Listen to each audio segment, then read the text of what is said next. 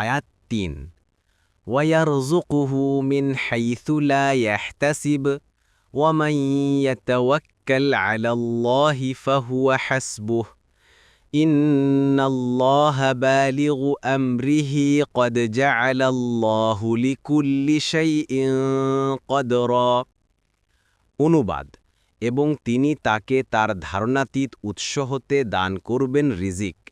আর যে ব্যক্তি আল্লাহর উপর তাওয়াক্কুল করে তার জন্য আল্লাহই যথেষ্ট। আল্লাহ তার ইচ্ছে পূরণ করবেনই।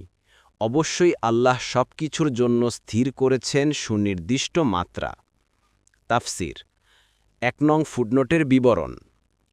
তিরমিজি ও ইবনে মাজায় বর্ণিত ওমর রাদিয়াল্লাহু আনহুয়ের রেওয়ায়াতে রাসূলুল্লাহ সাল্লাল্লাহু আলাইহি ওয়াসাল্লাম বলেন, যদি তোমরা আল্লাহর ওপর যথাযথ ভরসা করতে তবে আল্লাহ তাআলা পাখির ন্যায় রিজিক দান করতেন।